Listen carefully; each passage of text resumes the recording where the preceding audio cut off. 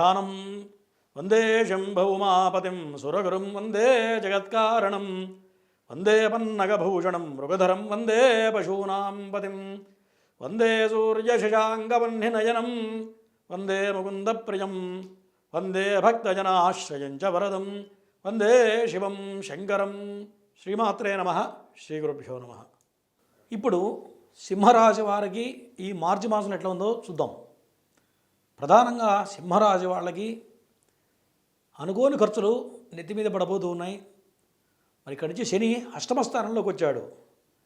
ప్రధానంగా ఇబ్బంది పెట్టే రాశులు ఏంటయ్యా అంటే శని భగవానుడు కానివ్వండి, రాహువు కానీ, షష్టగ్రహ కూటమి కానీ, ఎక్కువ రాశులు ఇబ్బంది పెట్టే రాశుల్లో ప్రధానమైనటువంటిది సింహరాశి.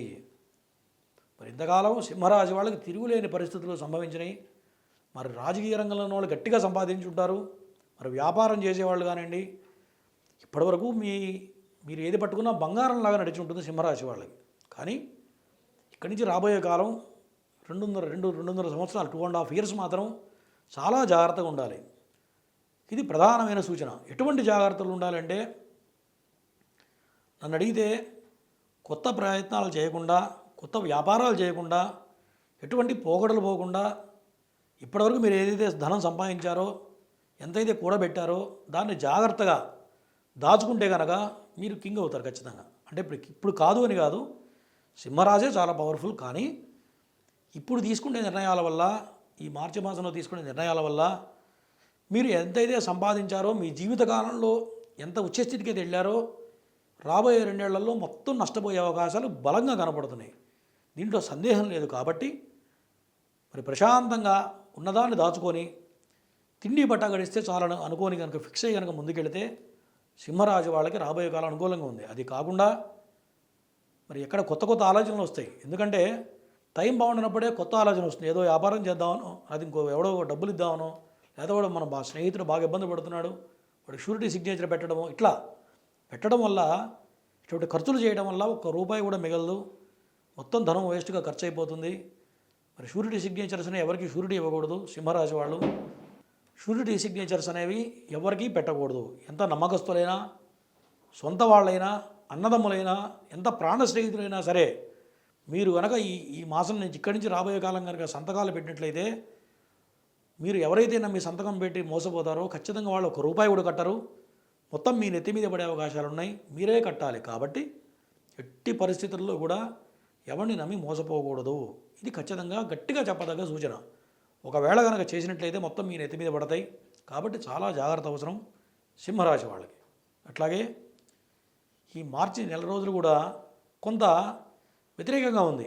అంటే అనారోగ్య సమస్యలు, అనుకోకుండా ప్రమాదాలు, మరి అనుకోని ప్రమాదాలు సంభవిస్తాయి. మరి దూర ప్రయాణాలు పనికిరావు. మరి డ్రైవింగ్ అనేది అసలు పనికిరాదు. 2 వీలర్ డ్రైవింగ్ కానివ్వండి, 4 వీలర్ డ్రైవింగ్ కూడా పనికిరాదు. ఎప్పుడైనా సరే ఎట్లా ఉంటుంది, టైం బాగున్నప్పుడు రిస్క్ అనేది మనం ఎదుటివాడి చేతిలో పెట్టకూడదు.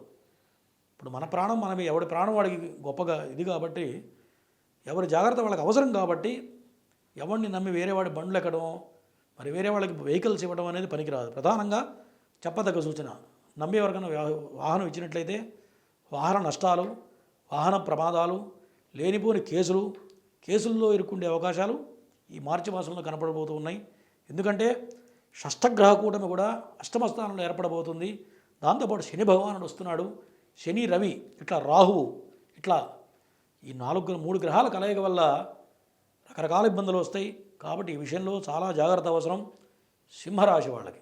తర్వాత సింహరాశి వాళ్ళకి విద్యాపరంగా ఎవరైతే హయ్యర్ ఎడ్యుకేషన్ చేస్తున్నారో వాళ్ళకి కొంత అనుకూలంగా ఉంది. కుటుంబపరంగా మీరు పడుతున్న చికాకులు మొత్తం తగ్గిపోతాయి. గత 3 ఏళ్ల నుంచి మీరు కుటుంబంలో అశాంతితో బాధపడుతూ ఉంటారు సింహరాశి వాళ్ళు. ఎటువంటి అశాంతి అంటే ఎవరికి చెప్పుకోలేని సమస్యలు అనుభవించి ఉంటారు.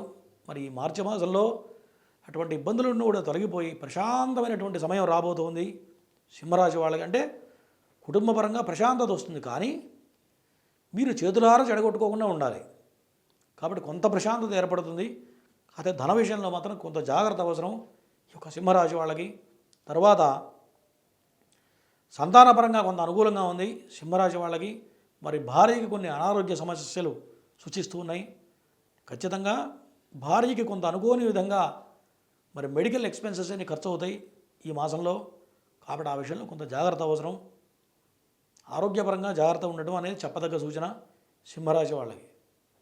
మరి ఈ సింహరాశి వాళ్ళకి మనం చెప్పిన చెడు ఫలితాలు తొలగిపోయి సర్వశుభాలు జరగాలంటే ఖచ్చితంగా ప్రతి సోమవారం కూడా ఈశ్వరార్చన, ఈశ్వరాభిషేకం తప్పనిసరిగా చేయాలి. అట్లాగే అష్టమ శని దోషం పోవాలన్నా, షష్టగ్రహ కూటమి నుంచి బయటపడాలన్నా మరి ప్రతి శనివారం కూడా శని భగవానుడికి తైలాభిషేకం, మరి 27 ప్రదక్షిణలు చేయడం, మరి అవకాశం ఉంటే నల్ల నువ్వులు దానం చేయడం అనేది ప్రధానంగా చెప్పదగ్గ సూచన సింహరాశి వారికి.